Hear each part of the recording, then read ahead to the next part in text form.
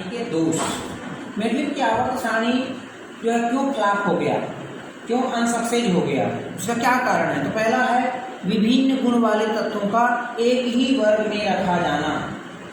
जब अलग अलग गुण वाले तत्व है तो उसको एक ही वर्ग में क्यों रखा गया, इस कारण ये अनसक्सेस हो गया। जैसे कि मेंडलीव की आवर्त सारणी में क्षार धातुओं और सिक्का धातुओं को प्रथम समूह में एक साथ रखा गया है, जबकि इनके गुण भिन्न हैं।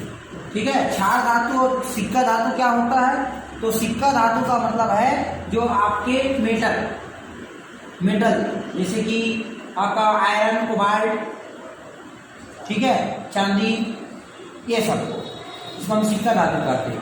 तो ये सिक्का धातु और क्षार धातु एक ही वर्ग में रखा गया है, जबकि इनके गुण अलग अलग है। ठीक, समान गुण के तत्वों को पृथक पृथक रखा जाना। कुछ ऐसे तत्व जिसका गुण एक जैसे है पर उसको अलग अलग वर्ग में रखा गया है, इस कारण भी मेंडलीव की आवर्त सारणी खराब हो गया है। जैसे इसमें एग्जाम्पल बताया गया है कि प्लेटिनम और गोल्ड दोनों के गुणों में समानता है, फिर भी प्लेटिनम इसी प्रकार कापर व पारा के गुण समान है, लेकिन इन्हें पृथक पृथक वर्ग में रखा गया है। तीसरा पॉइंट आपका आता है या और इम्पोर्टेंट पॉइंट, मतलब इसको अलग से प्रश्न बन सकता है कि हाइड्रोजन को आवारा तत्व क्यों कहा जाता है, एक अलग प्रश्न बनेगा और आपका दोष में भी है ना। हाइड्रोजन का अनिश्चित स्थान। मेंडलीव की आवर्त सारणी में हाइड्रोजन को ग्रुप ए के फर्स्ट ए समूह में क्षार धातुओं के साथ व 7A समूह में हाइड्रोजन तत्व के साथ रखा गया है, और इस प्रकार मेंडलीव की आवर्त सारणी में हाइड्रोजन की स्थिति निश्चित नहीं है। इस अनिश्चित स्थिति के कारण हाइड्रोजन को आवारा तत्व कहा जाता है। देखो, वर्ग ए के साथ और वर्ग 7A के साथ क्यों रखे गए? क्योंकि ये जो है वर्ग ए के समान, क्योंकि वर्ग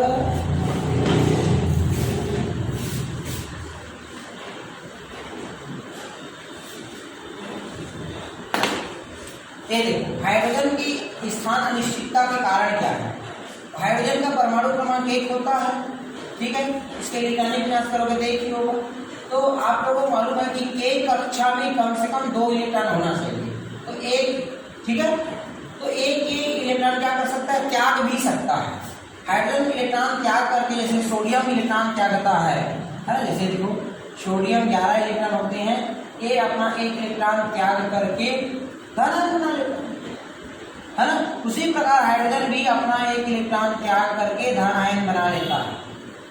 तो ये क्षार धातु के साथ ये समानता रखा। दूसरा चीज क्या कर सकता है? क्लोरीन जैसे भी काम कर सकता है। क्लोरीन के पास होता है 17 इलेक्ट्रॉन, एक इलेक्ट्रॉन ग्रहण करके ये क्लोरीन जो है ऋण आयन बना लेता है, इसके पास 18 इलेक्ट्रॉन होते हैं। उसी प्रकार ये हाइड्रोजन भी एक इलेक्ट्रॉन है, एक इलेक्ट्रॉन ग्रहण कर लेगा तो एक माइनस आयन बना लेगा, 2 इलेक्ट्रॉन। तो ये देखो क्षार धातु के साथ ये धन आयन भी बनाता है और हाइड्रोजन जैसे ऋण आयन भी बनाया जाता है। तो अब यहाँ पर दुविधा की बात यह है कि इसको क्षार धातु के साथ रखें कि हाइड्रोजन परमाणु के साथ रखें, और यही कारण है कि हाइड्रोजन का स्थान अनिश्चित है और हाइड्रोजन को आवारा तत्व कहा जाता है। जैसे आवारा तत्व का कोई नई बात नहीं होता, किसके आप बांध के रखें, जो पाए वो बांध के रख सकता है उसको, है कि नहीं? तो उसी प्रकार से इसको तुलना किया गया है कि हाइड्रोजन को आवारा तत्व, इसका स्थान अनिश्चित होने के कारण। ठीक, आगे बढ़ते हैं हम। तो चौथा पॉइंट आता है, अलग से मैं टेस्ट लूंगा तो ये प्रश्न दे सकता हूं, याद रखना, हाइड्रोजन को आवारा तत्व क्यों कहते हैं, अब एक बार पूछा जाता है। तो भारी तत्वों को हल्के तत्वों से पहले रखा जाना। मेंडलीव ने अपनी आवर्त सारणी में गुणों के आधार पर कुछ अधिक परमाणु भार के तत्वों को कम परमाणु भार वाले तत्वों से पहले रख दिया है।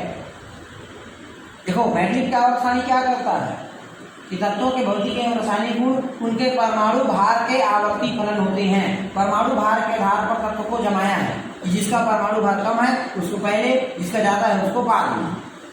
तो जब ऐसा जमाया गया, कुछ तत्वों के क्यों ये गड़बड़ किया है कि जिसमें भार वाले को पहले, कम भार वाले को पहले, ज़्यादा भार वाले को पहले रख दिया, उसके बाद कम भार वाले को रखा है।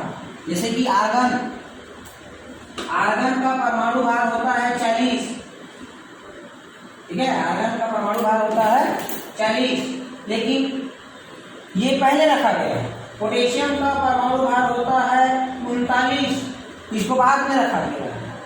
तो ऐसे तो नियम के अनुसार इसको पहले रखना चाहिए था, इसको बाद में रखना चाहिए था, लेकिन नहीं रखा है, तो ये भी उसके असफलता का कारण रहा।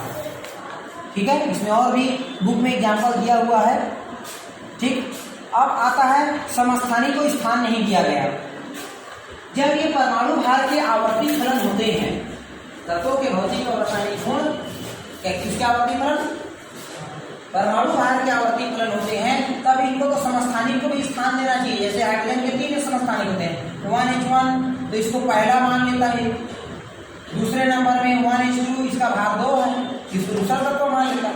तीसरा 1H3, इसका भार 3 है, इसको तीसरा मान लेना चाहिए। तो ऐसे मानना चाहिए, क्योंकि समस्थानिक का भार अलग अलग है, तो भार के अनुसार जब ये रखा गया है तो तीनों समस्थानिक को भी स्थान देना चाहिए, लेकिन ऐसा नहीं दिया। अब इस कारण भी ये अनसक्सेस हो गया। ठीक है, दुर्लभ मृदा तत्वों के लिए स्थान उपयुक्त नहीं, जो दुर्लभ मृदा तत्व है उसके लिए इसके पास कोई स्थान नहीं है। जैसे कि 14 लैंथेनाइट, 14 एक्टिनाइट जो तत्व होते हैं उसको हम दुर्लभ मृदा तत्व कहते हैं। हाँ, ए ब्लॉक के तत्व। ठीक है, तो ये हो गया आपका। और 8वें समूह के अतिरिक्त, 8वें समूह में त्रिक बनाया है। ठीक है, तो ये त्रिक बनाया है। प्रथम त्रिक जैसे आयरन, कोबाल्ट, निकिल का, दूसरा है ना रुथेनियम, रोडियम और पैलेडियम का, ओस्मियम, इरिडियम और प्लेटिनम का। ठीक है, तो ये अन्य समूह से भिन्न है। बाकी समूह में 2-2 ग्रुप बना है, इसमें 3-3 का त्रिक बन गया है, ये भी दोष रहा। और 8वां है निष्क्रिय गैसों के लिए कोई स्थान नहीं, इनके पास निष्क्रिय गैस के लिए कोई स्थान नहीं है। निष्क्रिय गैस मतलब जो हीलियाक्रिय जीरे।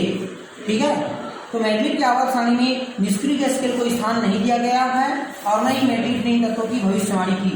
जबकि प्रबल विद्युत धनी क्षार धातु और प्रबल विद्युत ऋणी हाइड्रोजन तत्वों के बीच निष्क्रिय गैसों की उपस्थिति अनिवार्य है।